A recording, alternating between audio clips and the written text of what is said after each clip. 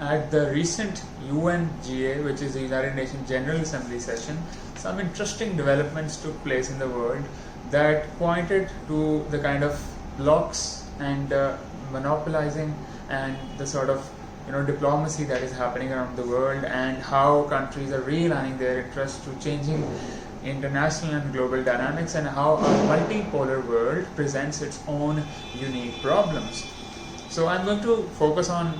one important development that regards Chinese policy towards its contested internal matters and the world's approach towards it, right? So, Assalamu alaikum dear students, welcome to the 48th session of the KFC Distance Learning Program, Current Affairs Newspaper Roundup session. I am your host Shahrukh Haider, and today we're going to see what are China's policies towards Hong Kong, the Xinjiang region and the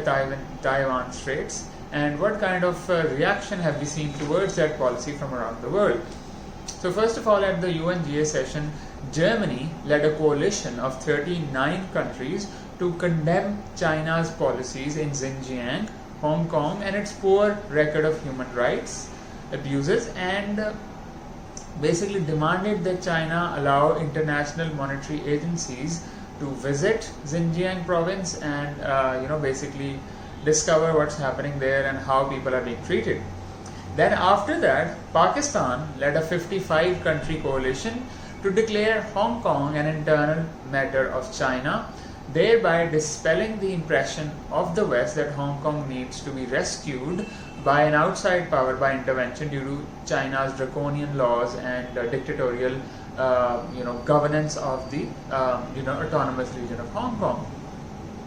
Then thirdly,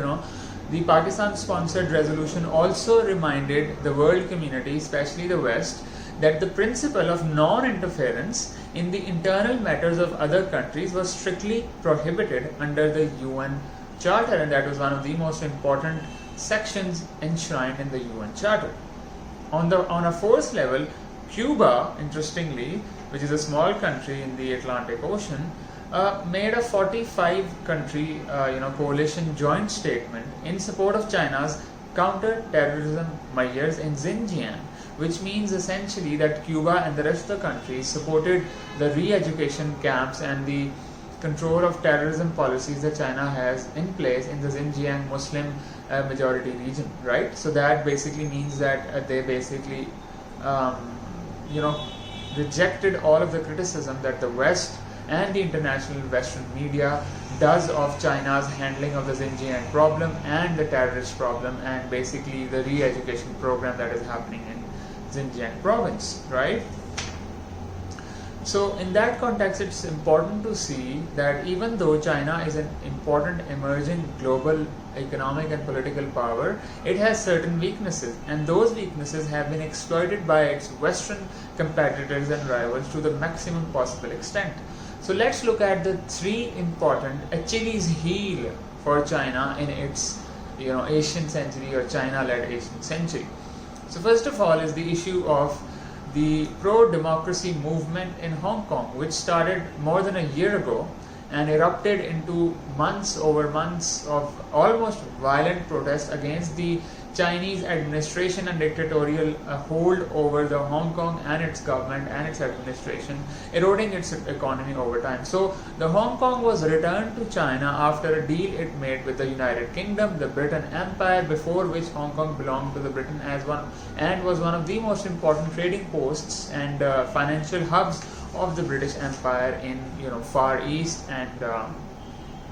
that part of Asia. Now,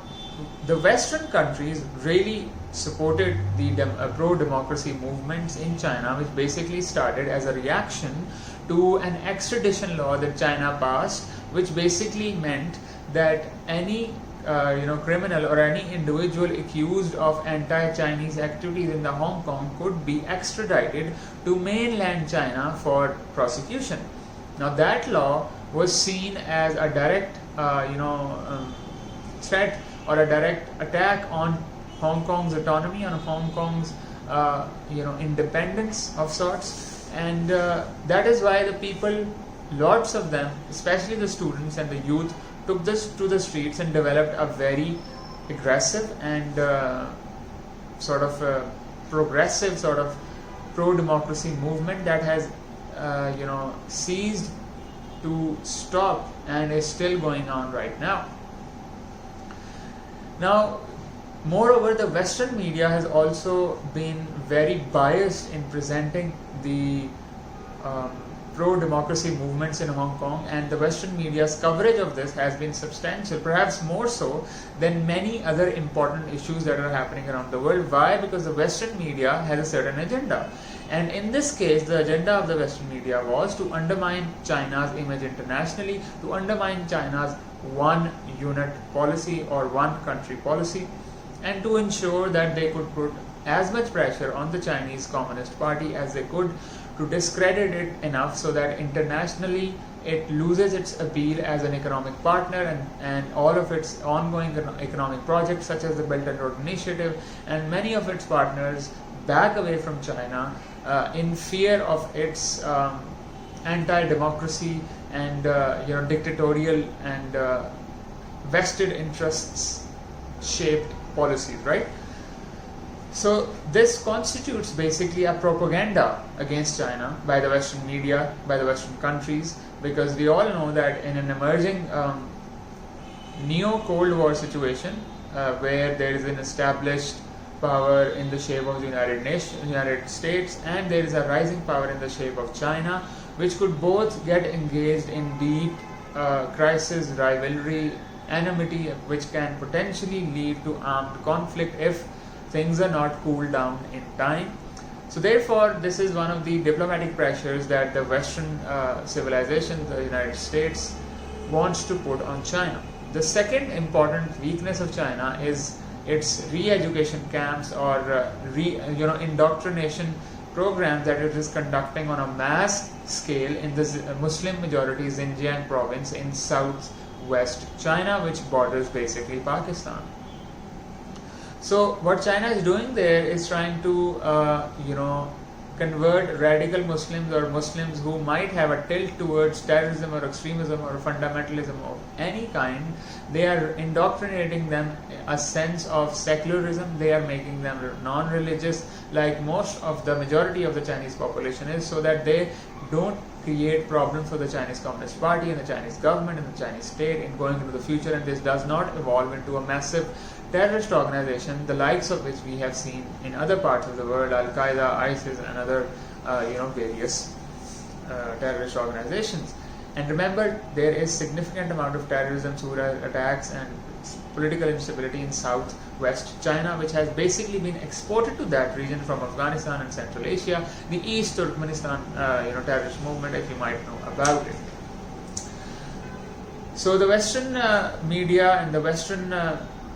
capitals have put increasing pressure on China to open up Xinjiang to international investigations of human rights abuses and ensure that they do not continue, so that China is not condemned in the international media. But China has basically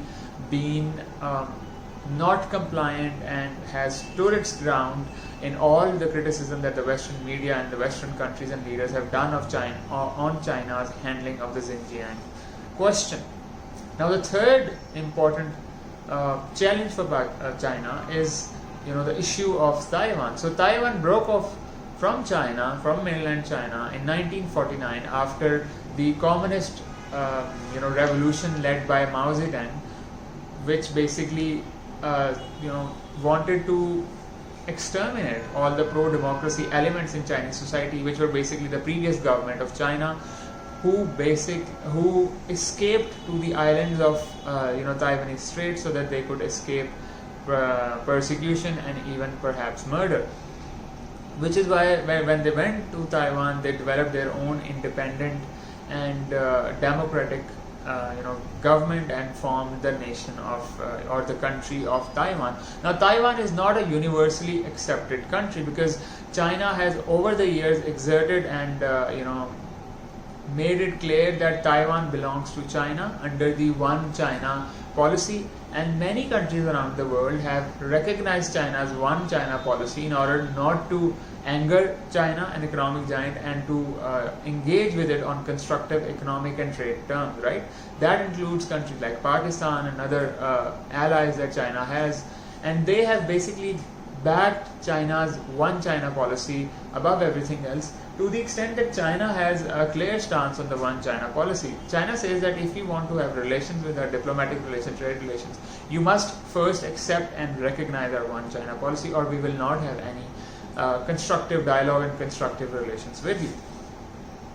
So much of the world does not recognize Taiwan as an independent nation. But at the same time, the United States and the United Kingdom has been putting increasing pressure on China to stop its aggressive campaign against Taiwan, to suppress it, to integrate it forcefully into the mainland China. And recently, a very high-ranking doctor or researcher from the American government also visited Taiwan, which is an important event because that has not happened in more than decades. And that showed that once again the US wants to put increasing pressure on China and reject its One China policy and basically create an anti-China bloc in this region to prevent its economic and political rise. You must see these developments in the broader context of the rivalry between US, China in particular, and the Western European countries, their bloc, and China in general. And in this respect, the US is trying to do everything it can to discredit China, to put pressure on it, to sabotage its international image and its foreign policy. And these attempts are part of the US-China rivalry, which might escalate into further, even armed conflict going into the future. But let's hope, all of us, that that does not happen.